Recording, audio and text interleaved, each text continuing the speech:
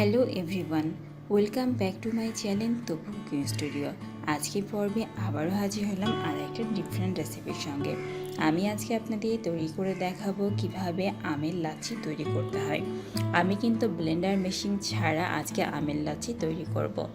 এখন যেহেতু আমের সময়, এখন বাজারে অনেক আম পাওয়া যাচ্ছে, এই জন্য এই রেসিপিটা আপনারা এখনই ট্রাই করুন।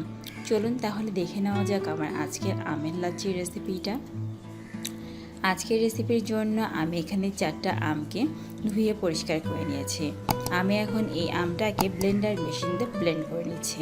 তারপর হাত দিয়ে ধীরে ধীরে আমি আমের লাচিটাকে তৈরি করব। লাচিটা তৈরির জন্য উপকরণ হিসেবে নিয়ে নিয়েছি 1 কাপের মতো টক দই। আমি কিন্তু টক দইটা নিজের হাতেই তৈরি করেছি। এখানে নিয়ে নিয়েছি 1 কাপের মতো ম্যাঙ্গো। আমি এই আমটাকে ব্লেন্ডার মেশিন দিয়ে ব্লেন্ড করে নিয়েছি। আর এখন নিয়ে নিয়েছি চিনি বাটা। আমি চিনিটাকেও কিন্তু ব্লেন্ডার মেশিন দিয়ে ব্লেন্ড করে নিয়েছি। আপনারা চাইলে শিলপাটা দিয়েও ব্লেন্ড করে নিতে, শিলপাটা দিয়েও পিষে নিতে পারতেন। আর এখানে নিয়ে নিয়েছি 1 টেবিল চামচের মতো লবণ। এখন এখানে একটা জার নিয়ে নিয়েছি। এই জারের মধ্যে আমি আজকে ম্যাঙ্গো লাচিটা তৈরি করব।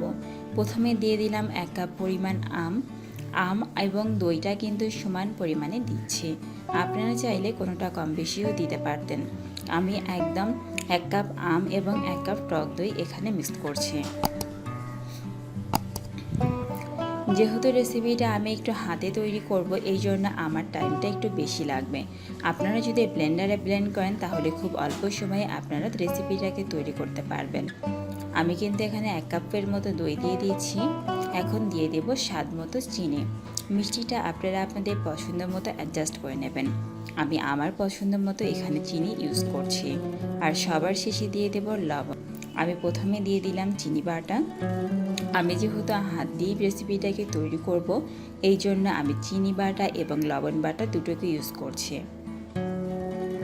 এখন এভাবে একটা কাঁটা চামচ দিয়ে খুব ভালো মতো আমি লাচিটাকে মিক্সড করতে শুরু করেছি। এভাবে ধীরে ধীরে যখন আপনি দেখতে পারবেন যে সব উপকরণগুলো মিক্সড হয়ে গেছে আর আম এবং দইটা অনেকটা পাতলাও হয়ে গেছে, ঠিক তখনই বুঝে নিতে হবে যে আমার আমের লাচিটা হয়ে গেছে।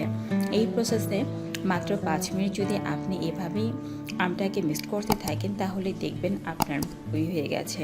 দেখুন আমার আমের লাচিটা কিন্তু আগের তুলনায় অনেকটা পাতলা এবং সব উপকরণগুলো মিক্সড হয়ে গেছে।